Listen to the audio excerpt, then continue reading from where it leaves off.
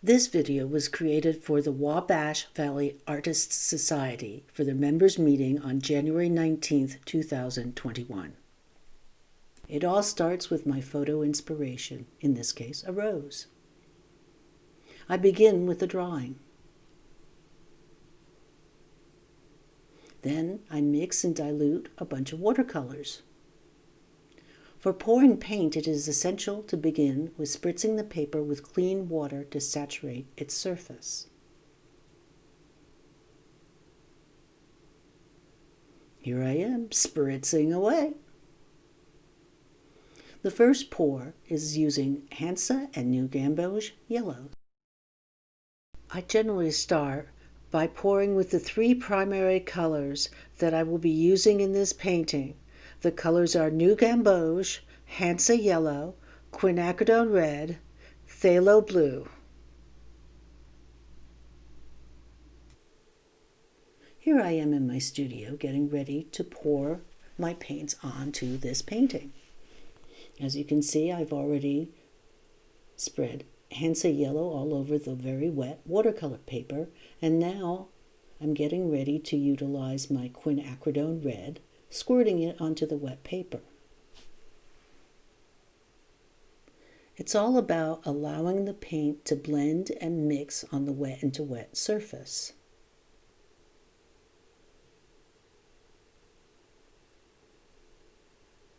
Spritzing the paper is an important part of the pouring process. Now I'm using my new gamboge. Moving the paper around allows me to spread the wet paint over the entire surface. This is a very elaborate wet into wet technique, but it sure is a lot of fun, and it's a great way to loosen up your style. Enter quinacridone red. I love this color. It's vibrant and almost a pinkish red.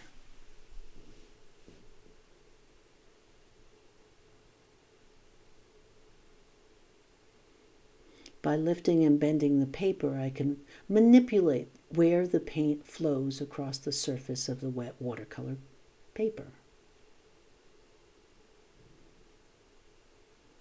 I love watching how the little dribbles flow across and mix and mingle together.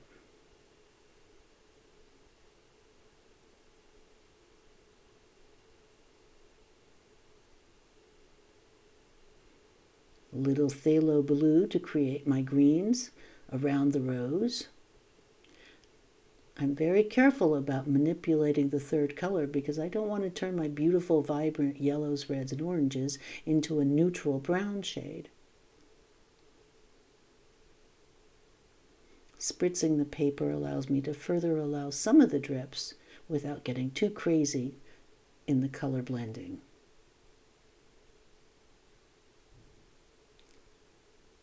You can see as I bend the paper, it allows me to direct the paint to flow in certain areas, but gives me a little bit more control. Although the paper looks like it's bent in half, it really isn't. It will lay down flat and dry.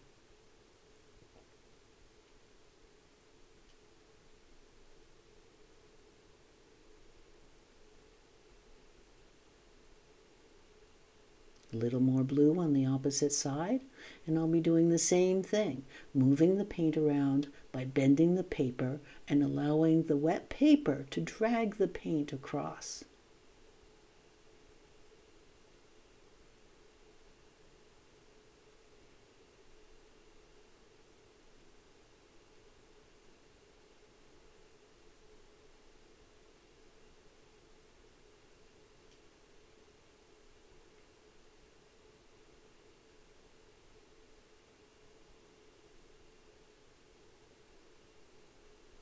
You can see I have blues at the top, reds in the center where the big rose is, and yellows on either side, which will ultimately be my green leafy areas around the flowers.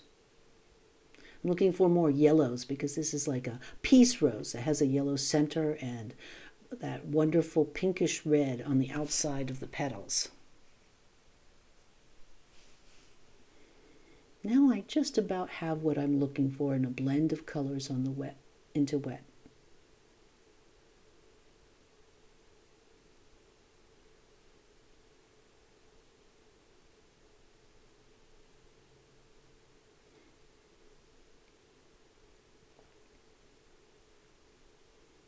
More yellow in the upper rows to give it a little additional vibrancy.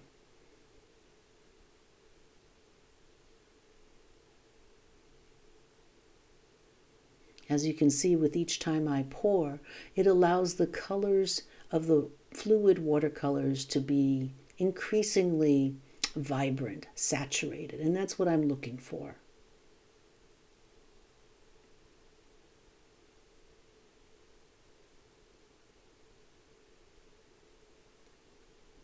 Mopping up some of the extra wetness of the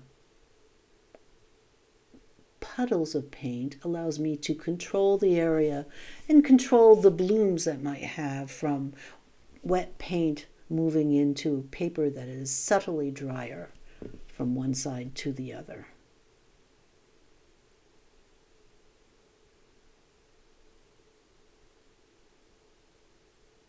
More watered.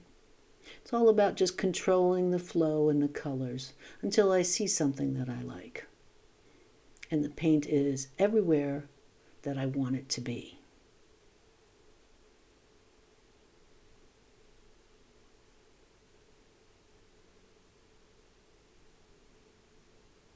I'm done now with the first pour, and you can see what a still photo blending the paint fearlessly. Here's what the finished and dried piece of paper looks like after the first pour. My second pour is about intensifying and darkening the values of the hues in my artwork. And here I am beginning the process of my secondary pours. Once again, my watercolor paper is saturated by spritzing it with water. I don't like to brush on the water because if I do, I will disturb the painted areas below it. Time for some more quinacridone red.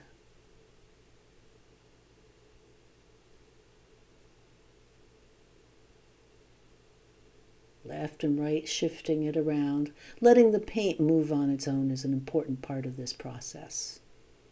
I'm not looking to control the painting at this point. I'm looking to allow the paint and wet paper to mix and mingle and create its own statement.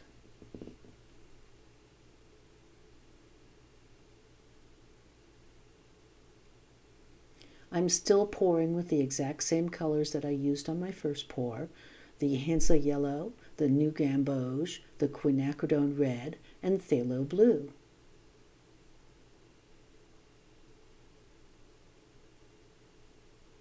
Rocking it back and forth just allows me to mingle wet paint with wet paper. Now, because the paper is so wet, I really have to be careful because I don't want to tear the surface of the paper.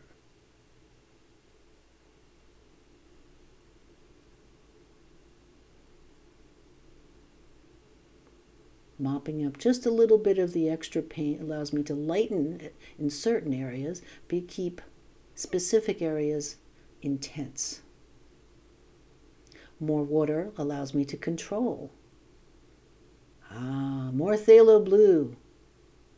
Let's get some vibrant greens to juxtapose next to these reds.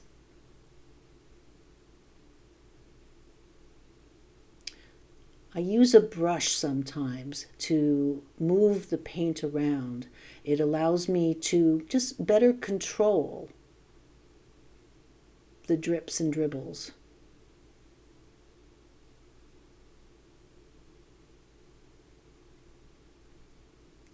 More hansa yellow, more new gamboge.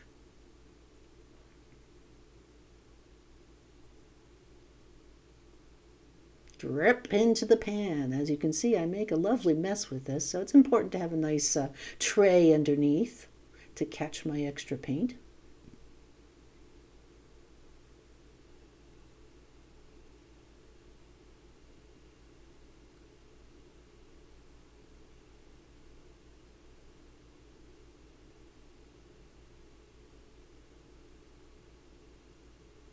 More phthalo blue. Back and forth I go, alternating colors until I get just what I'm looking for in terms of the colors mixing on the surface.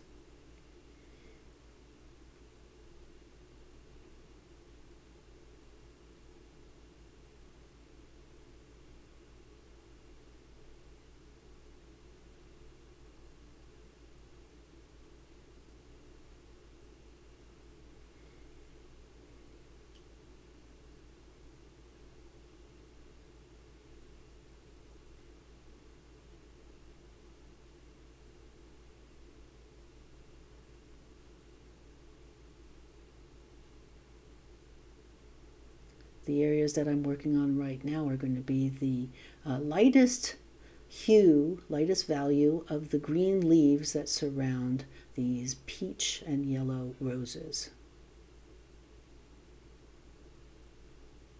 It's a combination of hanging the paper to let it mingle and mix and using a brush to move some of the paint.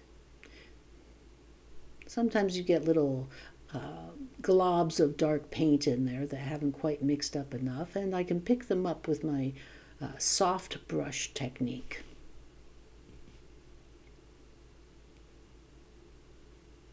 Now, mind you, you can do more brushwork if you want with this technique. You don't have to limit yourself with just pouring the paint, but I find that fun and relaxing. It's playtime with color. And of course, I'm working wet into wet, which allows me to be both abstract, and because I have a detailed drawing underneath it, I can still have a semblance of representationalism in my painting. Here's the center of the rose. It needs just a little bit more of my reds on the outside edges of the rose petals, so I'm just limiting a small squirt of quinacridone red and trying to keep it in the center area so it doesn't mix and turn into a brown or purple when it goes into the areas of the wet blue. Yes, finger painting is fun.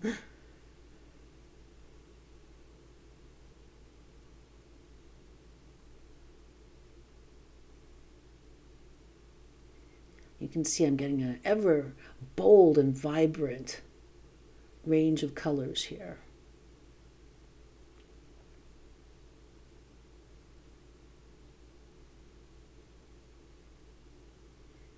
Lifting the paper, letting it dribble, moving it around.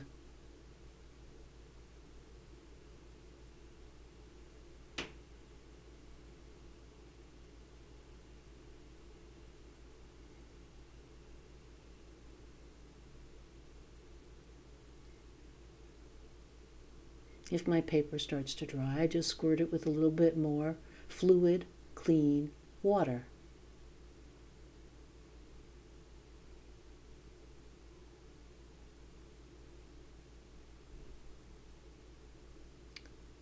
Okay, I'm about done with that piece of paper. For this demo, I actually reproduced this drawing several different times so that you could see how it looks at different stages within a short time. The pouring process probably takes me about 3 days because of using the frisket, which I then have to let dry, pouring the paint on it, and then I let it dry, using more of the resist frisket to block areas that I want to see the beautiful colors glow from the first pour.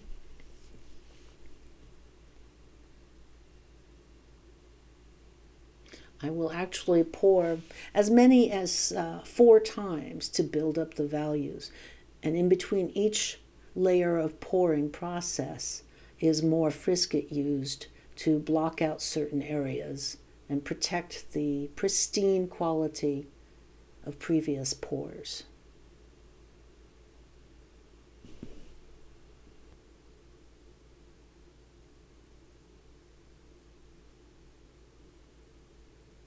After the pouring process, the next step is to let the painting completely dry and then remove the frisket, the resist, by gently rubbing it off the dry paper surface. Now I can see the 3 values that I have created by the subsequent pouring technique. Here is my painting as it looks after the process of pouring and the frisket has been removed. Time for the fluid acrylics, which I use to further tighten up the values, the composition, my colors. I use golden fluid acrylics for this painting process. They're my favorites. I match my acrylic paint colors to my watercolors hues. Hansa yellow is Hansa yellow pale in acrylics. New gamboge is a darylide yellow. Organic vermilion is a pyrrole red. Quinacridone red equals a quinacridone red in my acrylics. And phthalo blue is the same phthalo blue in the golden acrylic line. The finished painting. Here is my rose as it looks with the poured watercolor process, the patternism that I create with my acrylic paint. You can see all the vibrancy in this. These fearless techniques can be used on an endless array of subject matter. Following are a few of my original paintings created using the techniques that you have been watching.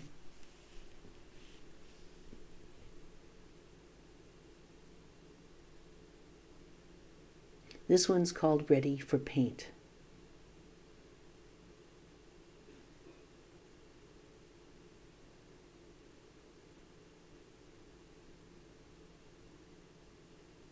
Ready for Paint is a poured watercolor, fluid acrylics, and collage.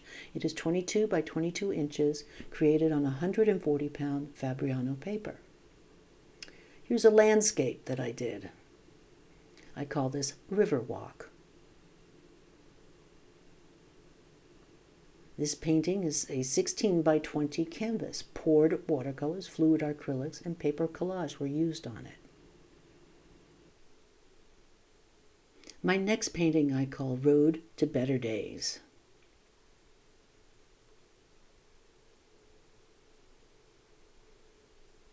This painting was created on a 10-inch by 10-inch wooden block.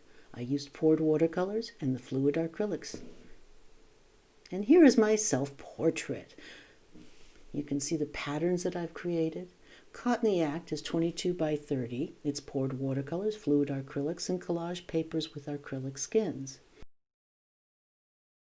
Here I am in my studio working on a painting I call Jungle Management.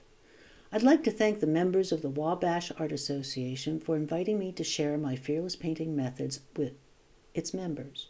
For more information about my artwork and classes, please visit my website, www.beattieartworks.com. That's all, folks. Thanks for watching, and remember my motto, keep painting fearlessly.